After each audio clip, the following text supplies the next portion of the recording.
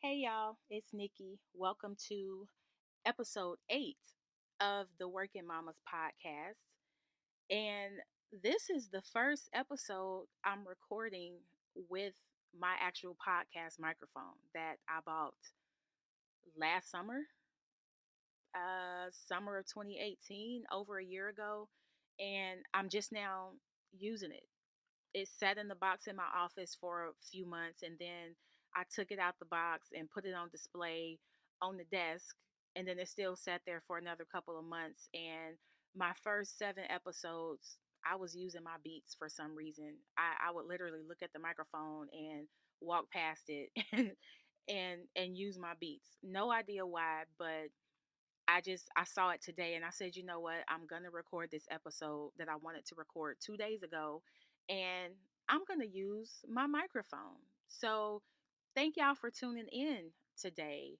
We are coming up on the last Friday of June, which means we are about to kick off the third quarter of 2019. We are halfway through the year, and this is a good time to take a step back and think about where you are as far as your personal goals and your professional goals. I mean, we all had those long list of goals that we were going to accomplish New Year's Eve and New Year's Day, and now fast forward 6 months, let's take a look at those and see what kind of progress has been made. I know it's probably wind down season at your jobs. It's vacations, the relaxed dress code, and all of that. But what you don't want to get too lackadaisical on is your professional development and always working to be better. This is a great time to sit down with your boss, find out what's really good. How are you performing? What are they thinking you need to work on? Or what's next for you professionally? Sit down and have that conversation so that if you are lacking in an area, if you are not meeting expectations, or if you feel like you're not where you want to be, you have this second half of the year to step your game up. So start this whole process of evaluating and assessing your progress by having a conversation with your manager. This is something that really you should be doing anyway, at a minimum every other week, and having some type of conversation about your workload, what kind of projects you working on, what's going well for you at work, what's not. And it's not always something that might be on your manager's radar because they have their own career to manage. I mean, some companies do it as a formality to document progress toward goals, and if you don't meet those expectations, that could count against you at the end of the year. Some companies don't have any type of process or any type of employee manager relationship type of things that can really be mutually beneficial as far as individual careers and the team as a whole. So I was preparing for this episode and making some notes, but at the same time I was trying to clean up some files on my computer because I've had my computer for several years, and just trying to get them more organized. And I ended up finding some of my old performance reviews from when I worked at GE, and I just read over a couple of them, like, wow. I mean, GE had me out here with a better vocabulary than Stephen A. Smith. The way that some of the things that I had to write, and I know some of these were like iterations where I wrote it as a draft, and then I had to change something or use some template and update some things. But the other part of that was I really wanted to drive home what it is that I was working on, what I needed to work on, and where I wanted my career to go, because I knew that this was being documented, that it was being added to my file, that anybody could access it. So I wanted it to be specific. I wanted it to be clear so that anybody who didn't know me within the company could look at my EMS and see, okay, this is what she's doing right now. This is the level of responsibility she has. This is what she's doing with affinity groups or professional organizations, and these are the things that she needs to develop. So I wanted somebody to be crystal clear about what I was doing, what my purpose was at GE, and where I was trying to go. So anybody that knows me knows that I love GE. I professionally grew up at GE, and I learned a lot. I did a lot. I met some amazing people that I probably would have never met had I worked at any other organization. Had a chance to go to some different places, learn some things, and I really enjoyed that whole GE experience. Those were like the golden years of my career. So I knew that I felt that every day going to work. That's why I took three highways to get there. And I had a 3 hour daily commute round trip. So I loved it that much that I was willing to do all of that. But I knew the type of development that I was getting at GE. And I knew that several years later, when I was further in my career, I would really want to reflect back on that time there because it did a lot as far as molding my career and helping me as far as how to move and navigate in these corporate streets. So I kept a lot of my mid-year reviews, my annual reviews, my one-on-one conversations that I had with my manager, which I actually initiated because I needed the feedback. But what I particularly loved about GE was the ongoing efforts that they made to connect with employees. What's our pain points? What do we need more of? What do we need less of as far as the department is concerned? What do we really think about our managers? I mean, just anything you could think of. There was this annual survey called EOS, the Employee Opinion Survey.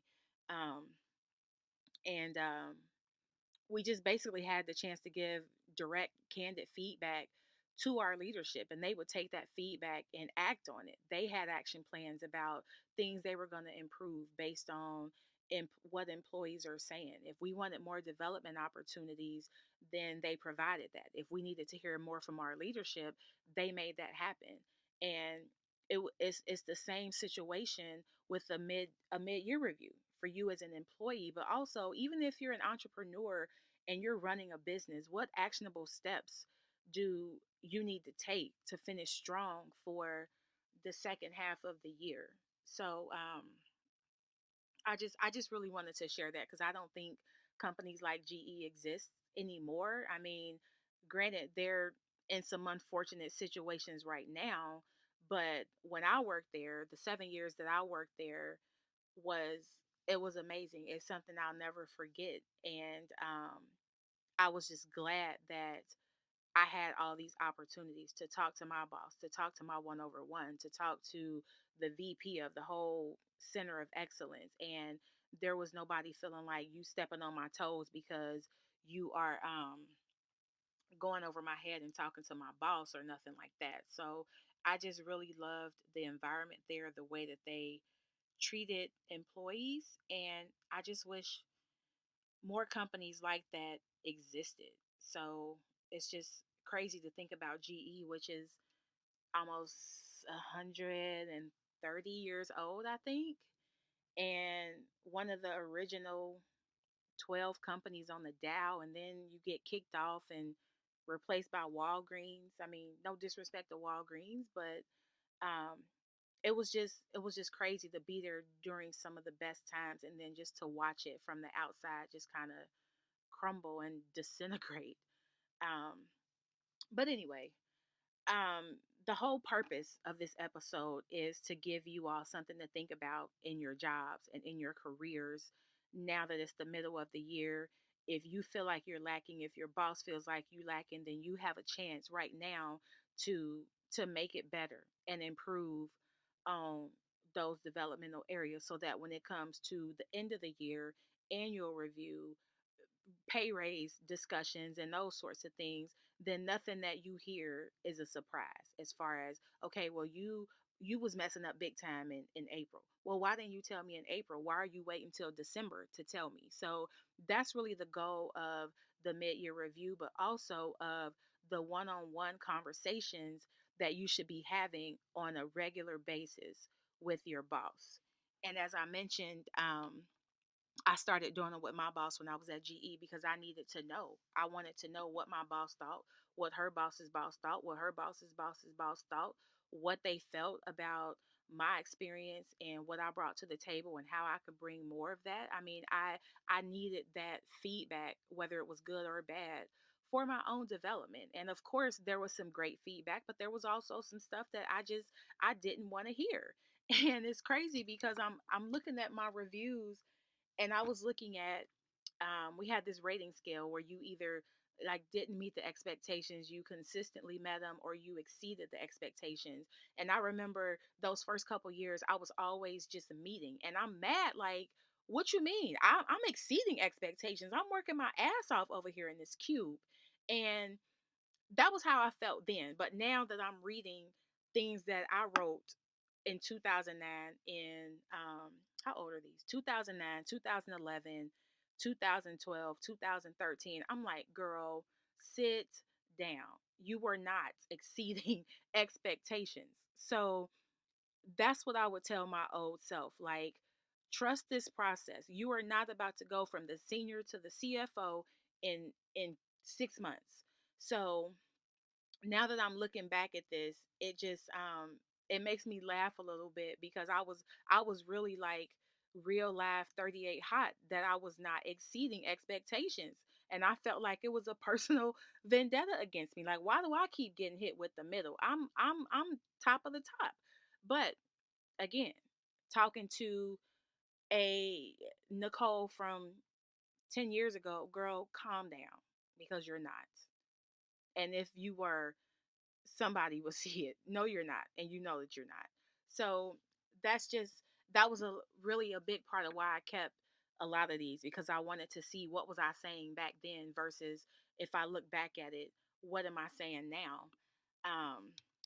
So I will include a link to the one-on-one template if you feel like you're at a point where you need to know what's going on in your company, what your boss is thinking or what their boss is thinking. And if you have some goals, if you're trying to get that promotion or you're trying to move into a leadership role, then this template is a great way for you to have some talking points to start that conversation. Take the awkwardness out of the whole thing, because if you've never done this before, if you've never sat across the table from your boss and just really talked about you, your career, what you feel like you're killing it on and what you feel like you need to work on, and you don't get any feedback from them to say, well, yeah, you know what, you're right, you did a great job on this project, but not so much on this one. If you don't have that candid feedback from your boss, it can be a little bit awkward, but it's necessary. So that's why I created this template. It is the exact same template that I created in 2009 when I initiated the conversations with my boss. So when it came to annual review time, we didn't need 60 minutes to have a conversation. We needed about 10 or 15 because nothing that was on my performance evaluation was new to me, because we had been having conversations every 2 weeks for the last year about work related things and administrative things. And so there was really nothing new to discuss. It was more so a culmination of everything that we had talked about throughout the whole year. So if your performance review conversation takes 60 minutes or more than 30 minutes, then you need to download this template. So, um, as far as, you know, I just, the way that I move today, the way that I lead my team, the way that I work is really because of these reviews and this feedback that I got. And I mean, we all have those situations where we have a boss that we love, and sometimes we have a boss that we really don't fool with at all. Like, no, we are not going for drinks after work at all. I mean, but that's fine. I mean, I'm a person that even if I don't fool with you, I can work with you when it comes to business. If we need to get something done, again, we might not be going out for margaritas after work, but If it comes to a project that needs to get done or something that needs to be worked on, then just know that we gonna get it done. Period. Point blank. So, I the purpose of this is to really also give your boss something to think about and let them know that you do care about your future and your career, and that you value their opinions, and that they can possibly help open some doors for you that you can't open on your own. So for me, as a leader, I made it a point to treat my employees like they were my customers. I mean, they were the foundation of my department. They're doing the day to day transactional work, they're the closest to what's going on. And so it's important for me to have these conversations with them, to know how they're feeling, how they're doing, if they're frustrated about something, because it's in my best interest to keep them motivated and to give them the tools and the training and the resources that they need, so that the work environment wasn't super stressful, so that I didn't have to look over their shoulder to see whether or not they were actually doing the work.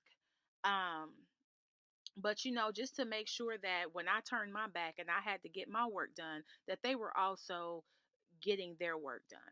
So it's just really important that if you don't talk to your boss, or you feel like you got a issue with your boss, put all of that to the side and figure out what you need to do to make sure that your boss can support you in the next moves that you make.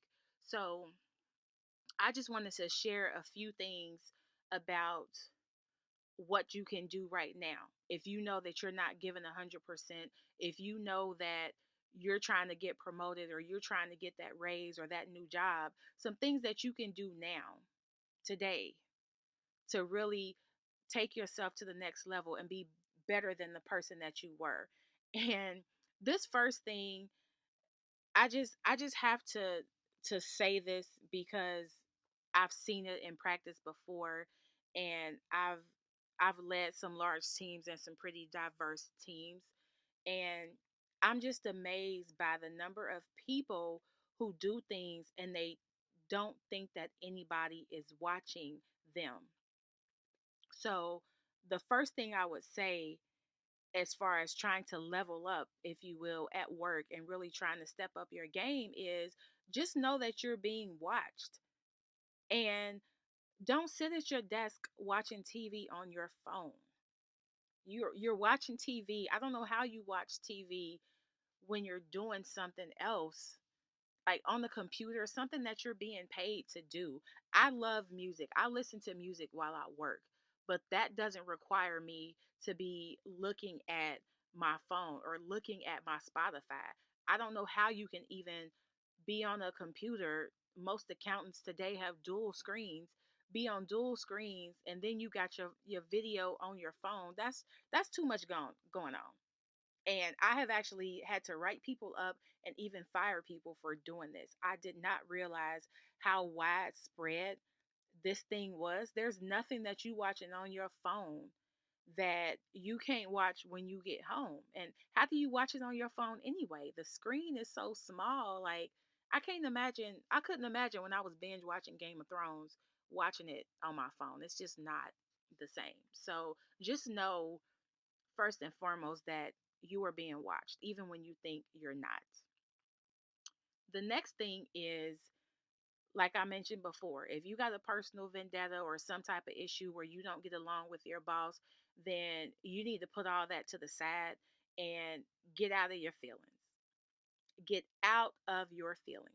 Nobody in that building cares. And I'm just being real. You're probably mad about something that happened, so you decide you're not going to do your work, or you going to take an extra long lunch, or you leaving at 4 when you should be leaving at 5, just because you mad, knowing that you have deadlines and things to do. It's work.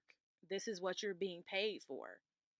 And most times, I emphasize most times because I know that workplace drama is real, but most times it's about the business. It's about the company. It's about getting things done. And in the end, being in your feelings and thinking you taking it out on the company, when you are only hurting yourself in the process, because you'll soon be seen as somebody who can't handle the pressure, somebody who has an attitude, or you're not a team player. So many unwanted and so many unintended things can come out of that. So get out of your feelings, sis and bruh, because this is for everybody. And lastly, ask what you can do. I guarantee you, if you pop into your boss's office and say, "Hey, Nicole, how's it going? Do you have anything I can work on? Because I just wrapped up my project or I'm done with my stuff for the day. And it's 30 minutes before I got to go. Do you have anything I can work on?" I guarantee you, your boss does not have a clear calendar or a clutter free desk. So instead of taking that last 30 minutes to check your phone, scroll social media, ask them if there's something that you can help with. Most likely the answer will be yes. And I'm pretty sure that if you work on a team and there's five of y'all, that five people are not standing in line at the boss's door asking to take some extra work. So it might be, I have to run to a meeting real quick, but we can talk when I get back. Or you know what, I actually do have something that I need to turn in tomorrow that you can help me with. So I mean, even if they don't have anything for you right this second, more than likely, if a week goes by, if 2 weeks goes by, they'll say, you know what, I remember she came and asked me if she could help me, and now that I have something, let me see if she's up for it. So that goes a long way. When there's a major project happening, when there's some high exposure event going on and they need some extra hands, you will come to mind. I remember one time my boss's boss was having this big meeting, and my boss ended up being out for some reason that day. And then she texted me the morning of and said she had to be out and asked me to go to the meeting in her absence. And so it was an environment where, you know how the leadership has their weekly meetings with their direct reports, but what I loved about this meeting is it used to be just the VP and his direct reports. Well, he decided to open the meeting up to anybody in the department that wanted to join the meeting. I mean, obviously you would be way in the back sitting, probably not even a seat at the table. You kind of push back behind everybody else, but I made it a point to be at those meetings, those every morning at 9 o'clock. I made it a point to be in those meetings. And half the time, I didn't really know everything that was going on, but I had a general idea of what was happening, what the pain points were. And I would always take notes on things because I might go Google it or I might ask somebody about it later.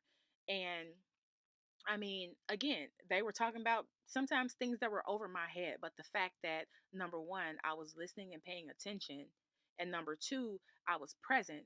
So everybody knew, okay, they knew I didn't report to the VP, but they also knew that this meeting was open to everybody, and they saw my face every morning at 9 o'clock. So it was on my calendar just like it was my meeting, like it was mandatory. And my boss knew that during our team meetings that I took really detailed notes. So that's why she asked me to go. She knew I was going to go. She knew I was going to listen and ask questions. And she knew that I would have a page or two of notes for her to look over. So you don't I say that to say you don't have to have some big title or a corporate office to make yourself known, to learn really. I worked in accounting, but there was stuff that was happening in cash. I didn't know what the hell a sheetment was until I sat in these meetings. There were tax issues going on, there were regulatory issues going on, but I probably couldn't give you details about every single one of them, but I knew from a high level what was going on simply because I was there. And that was my competitive advantage over my peers. And it didn't require me to do anything that I wasn't already doing. I love to write. I love to talk. I mean, I'm writing a whole CPA exam curriculum right now by hand by myself. Um, I blog and ghostwrite for people because I love to write and I always have. So it's important to be you and bring yourself to the table, not what you think somebody wants, not what you saw somebody else do, not what you saw on social media when you saw somebody living their best life, not knowing what happens behind the scenes. Bring your talents to the table and watch how your efforts pay off. So, um I really wanted to real quick read y'all some stuff off of these performance reviews because it is so just refreshing to me that now I'm laughing about this, but I was legit pissed about not getting that exceeds. I know I talked about that probably 10 minutes ago, but that I was mad about that. I was mad about that. So, I just want y'all to kind of get a feel for where I was, where my head was in 2009 and then 10 years later. So, I started at GE in July of 2009 and then this was my first review in December of 2009. So, my managers I'll read mine first. So, my summary was my main objective is to take time to learn the securitization process and how these transactions impact the business. I am also working on learning more about the numerous functions and responsibilities within my team. And yeah, they were numerous, there was a lot with my team so that I identify any areas for process improvement. I have also made it a priority to actively participate in GE organizations such as the Women's Network and GE Volunteers, not only to meet people, but also to give back to the communities that we serve. Look at that. My goal is to become a securitization expert so that in 2 to 3 years, I am able to progress within the finance team. So that's what I wrote as my summary, just kind of recapping my first 6 months at GE. So that's on the left side. On the right side is what my manager wrote. So she wrote, Nicole demonstrates growth values, being a clear thinker and showing imagination. Let me explain that real quick. So at GE, we used to have these growth values like clear thinker, imagination, external focus, inclusiveness, some other things.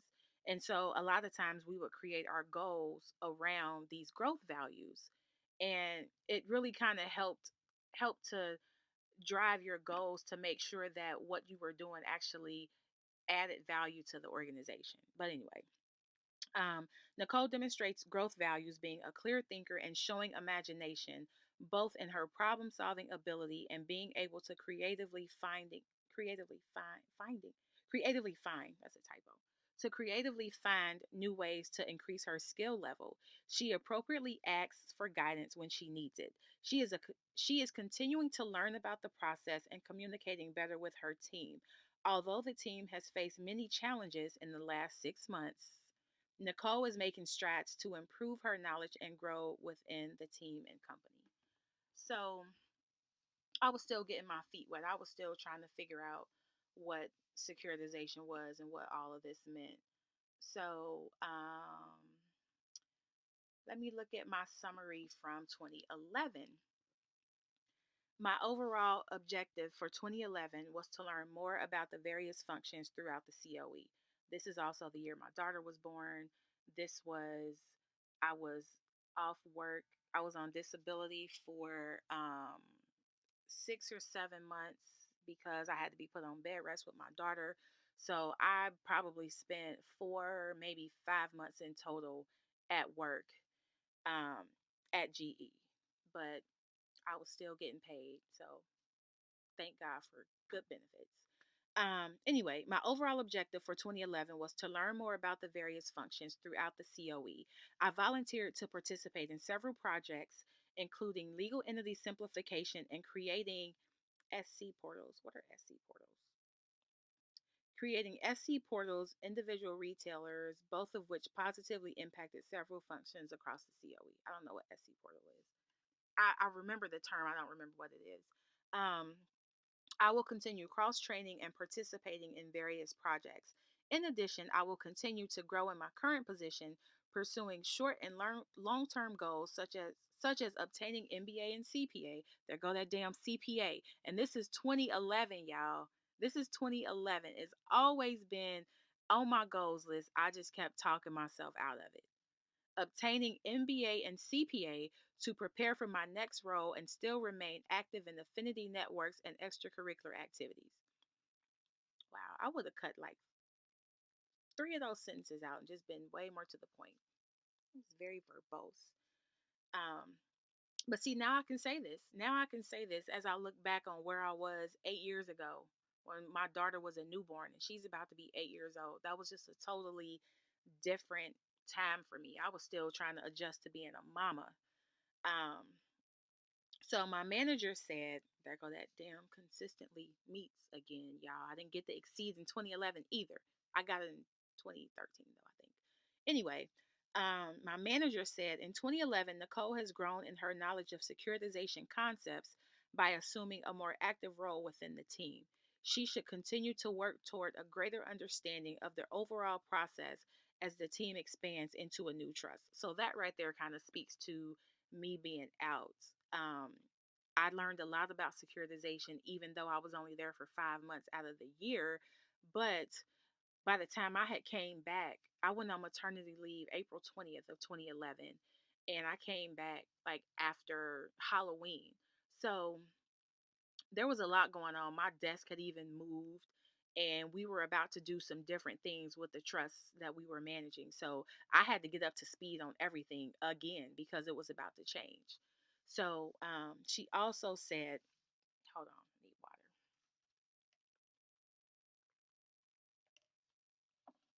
So she also said, continuing to ask in depth questions, working on cross functional teams, and learning how the we used to say SZ, securitization, learning how the securitization processes impact other teams and their processes are areas that would help her to gain more insight. So, yes, basically, I went out to have a baby.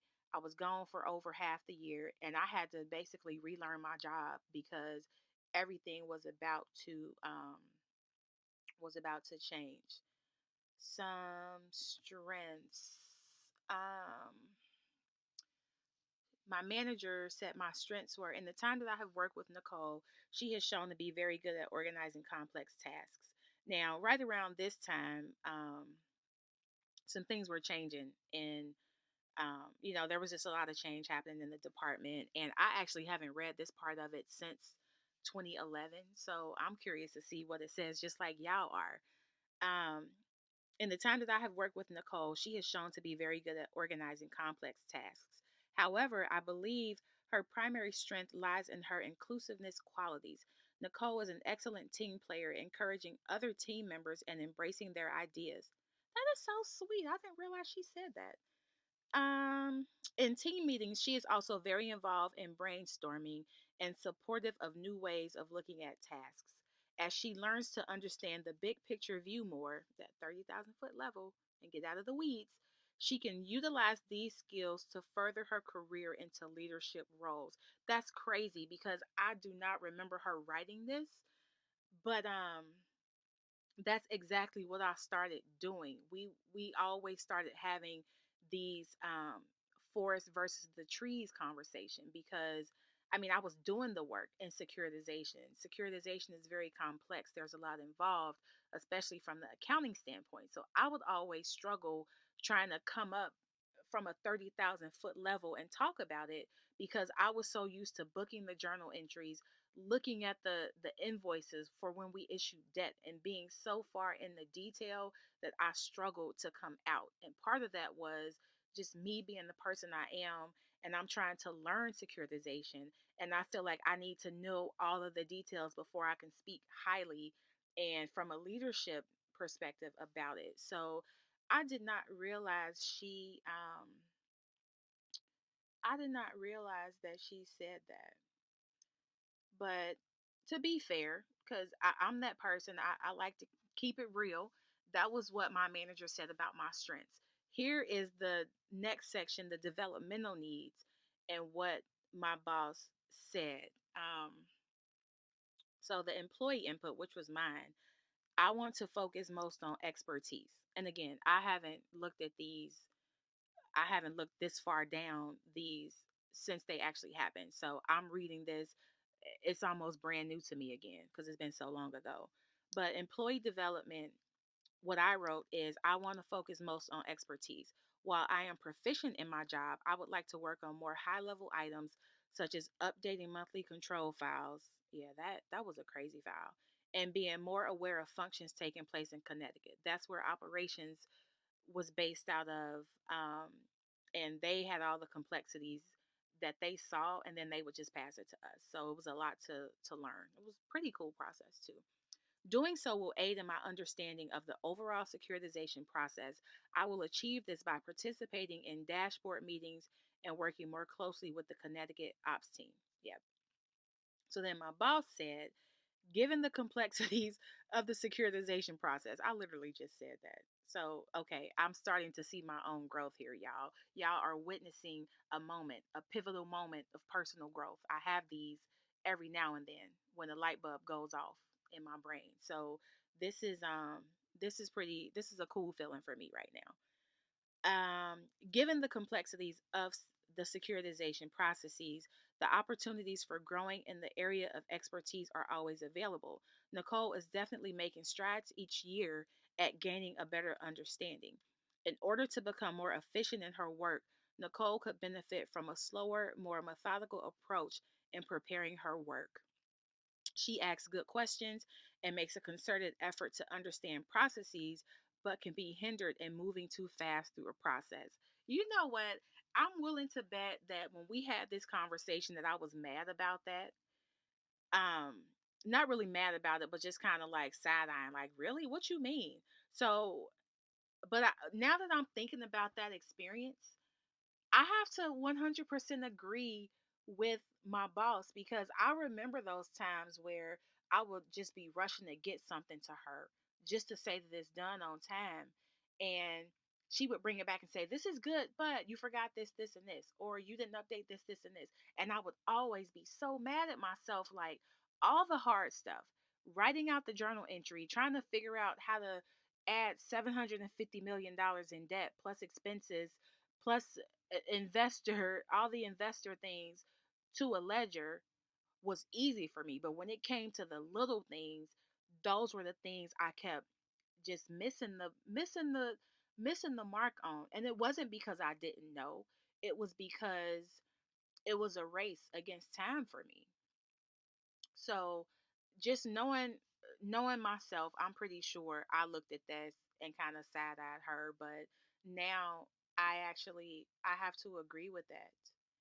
Um, yeah, I definitely have to agree with that.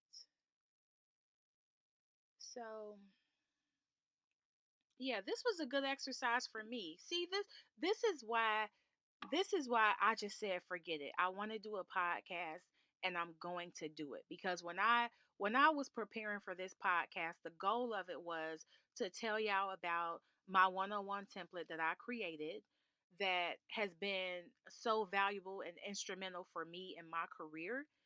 And even after I left GE, I still took that template to other jobs as a director, as an assistant controller, as third in command at my company. Just because I was moving up didn't mean I didn't need the feedback. I actually needed it more than more than ever. So the goal was to share that with y'all, to tell y'all to download it and use it because I really want y'all to be the best that y'all can be out here in these corporate streets.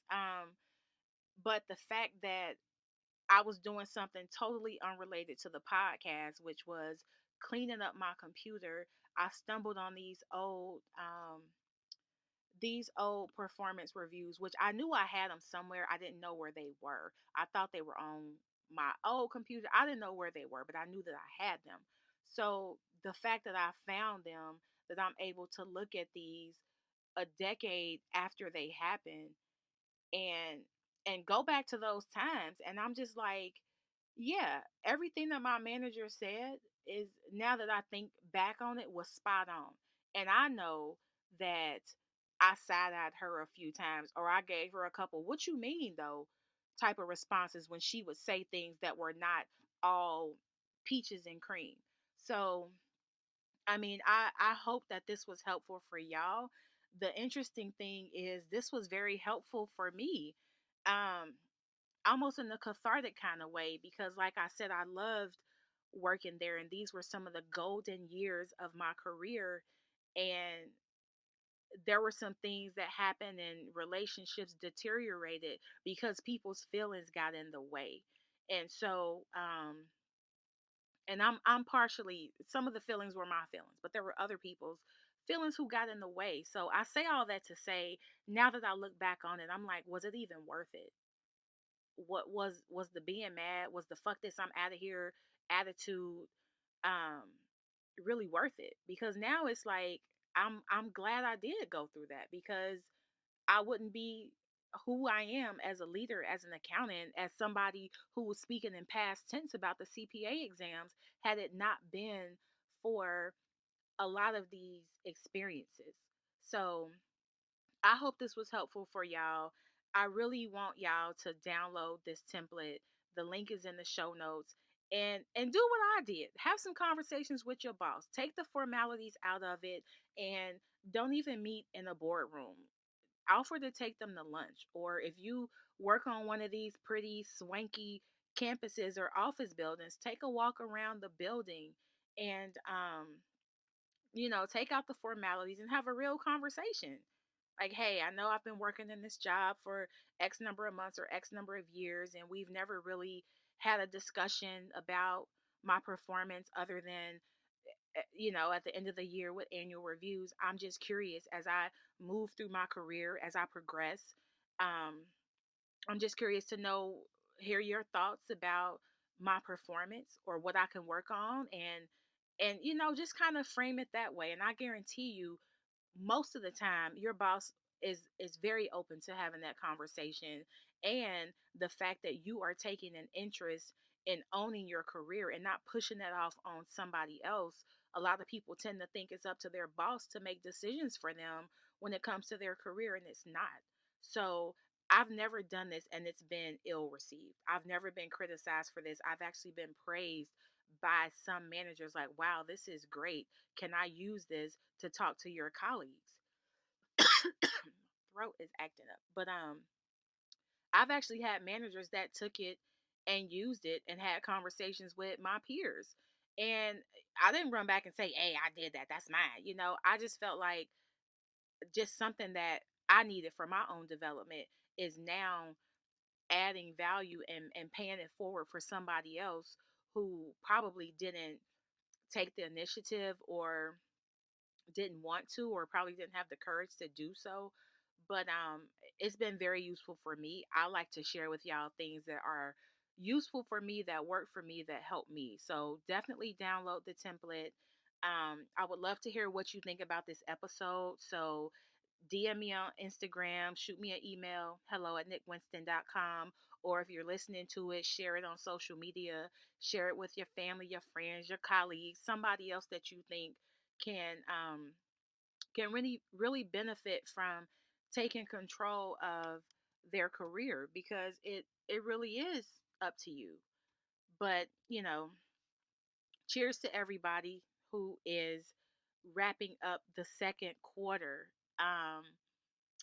Fourth of July weekend is next week, so a lot of us are going to be having a four day weekend, because I think the Fourth of July is on Thursday this year. But the accountants are definitely going to be logging in remotely, or doing something, because it's quarter in, and it gets real at quarter end.